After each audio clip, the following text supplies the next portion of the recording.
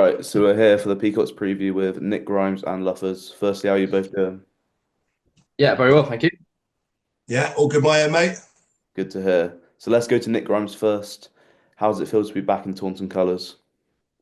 Yeah, great. I mean, I spoke to kind of a lot of people around this subject probably over the past week or so, asking me kind of how it feels to be back, and yeah, really good. Kind of like I think Luffers mentioned it on an interview previously. Just how this kind of does feel like my club. Obviously, been a long time before this year, so yeah, really good to be back and see some familiar faces. Good to hear. And then to Luffers, after Tuesday night, how's the rest of the week been for you? Yeah, well, it's been, to be honest, we're fairly quiet. We front loaded this week, so we train Monday, at the game Tuesday.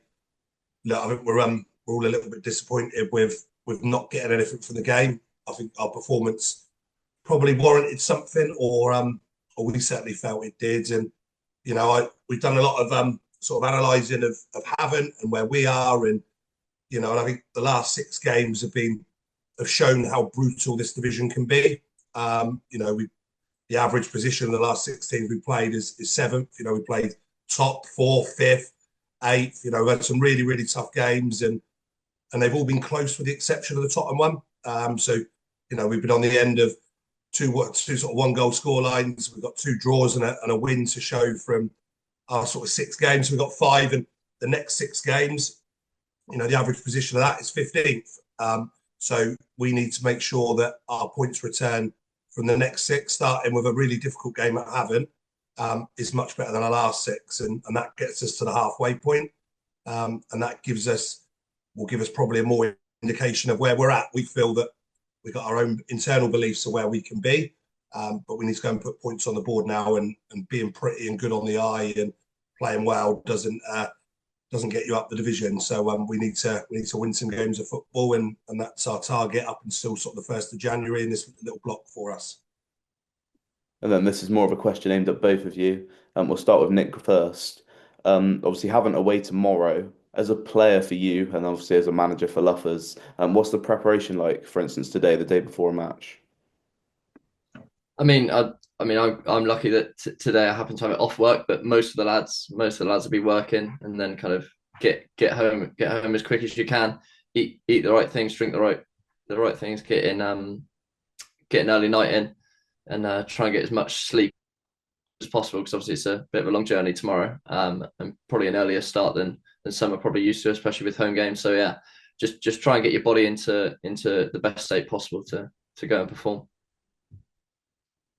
Complete opposite for me, I guess. I probably won't sleep a wink. Um, I'll be up watching videos probably tonight, like I have done yesterday. Um, I certainly don't have to worry about eating the right foods and drinking the right drinks either. But probably night before a game is always the worst for a manager. So for me, it'll be like it is every week, tossing and turning, thinking about the game. And I think it's going to be a big weekend for us. We're a new group together.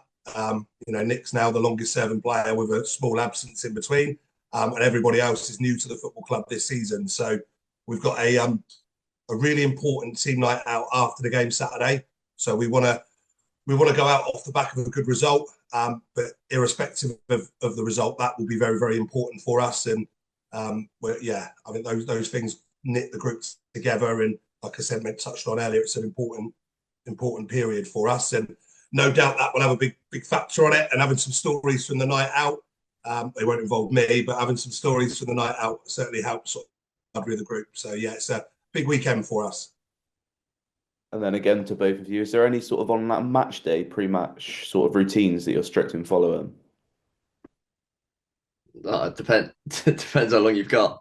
I've got loads of superstitions in terms of what things I do when I walk out on the pitch, things I do with the warm up, where I put down my water bottle when I'm doing the warm up. So you'd be here for a long, long time if I told you everything I had to do before a game, and even comes down to the number of sips I'll take out of a bottle of water before I walk out. So it's all sorts of kind of things that you just, I don't know how you pick it up, but you do it once, it works, and then you stick with it. And it's been, those types of things have been with me for years. So in terms of things I do before the game, it's standard routines and a lot of weird stuff. Go on then. How many sips of water is it? Four for the number on the back of my shirt. Four, but if this makes any sense, 4 sets of 4 sips. That's That shows how bad it is. And then I have to put my water bottle down with some force onto my place as well. It's Luffers will be noticing it now that I've said it, but it's a weird one. Go on then, Luffs. It's your turn. Well, mine reset. I'm superstitious to the point of when we get a win, I don't like changing too much. So we changed our end of warm up for the Chertsey game because we were losing too many match balls. So we changed back for Murphy and it didn't have the desired effect. So now my day, honestly, like Saturday mornings are I'm probably at my calmest, which is weird. I wake up with a buzz on Saturday. I think I stress all week, and Saturdays I'm really relaxed, but relaxed with like this bit of a tempo. So yeah, no, nothing this weekend because we've got to start the routine all over again. So I'll be looking for a lucky t-shirt, lucky pair of pants, something. So yeah, not quite as mad as Nick's. Fair enough. And then we're going again to Luffers. Is there any sort of team news we can give the fans? Well, we signed a new player. So a guy called Josh Bennett has joined. So Josh, I've worked with in the past before. Without giving too much to the opposition, I'll let them do their analysis of Josh. But he's a top player and equally as important, a really top lad. So he comes into what is a very very thin squad at the moment. And then next week it will clear up a little bit. So nobody new available that wasn't last week other than Josh for the Tuesday game. And then we'll look at a couple of players tomorrow that I mentioned on Tuesday that were a little bit tight and a little bit sore, but hopefully can be involved and play a part in it. But for us, we like the continuity. I think we feel that the squad is in a good place. We've obviously got those returning, and my big thing tomorrow, we've obviously got 4 or 5 back for Saturday potentially. I'd like to be in a position where they're not needed. And with the greatest respect to them, I want the boys that are selected tomorrow to make my job really, really difficult to bring people back in. Because that means we've had a positive result and they may have to wait an extra couple of days. But it's a big window in at the games over Christmas. So everyone's going to get their opportunity. But hopefully the lads coming back from injury, they're not our best players tomorrow. I hope our best players tomorrow are the ones that are on the pitch and they're giving us a good result. And then finally, this again is to both of you. What's your message to the supporters who are travelling to Havant tomorrow? I mean, I'll start. Big journey, obviously. So we massively appreciate the commitment. I mean, the support in the first 2 games I've been back has been great, and I'm sure it's been like that all season. And I know it's obviously a tough kind of situation, tough last few games. But I hope from what they've seen on the pitch, they can see that we're doing the right things, we're going in the right direction, and we are working as hard as we can to turn good performances and good little moments into results on the pitch. Just stick with us, keep it the same volume levels and the same support levels, and it will come good. Yeah, I mean, my one's probably similar, really. Let's be really real about it. You look at the table at the moment. We're not where we want to be.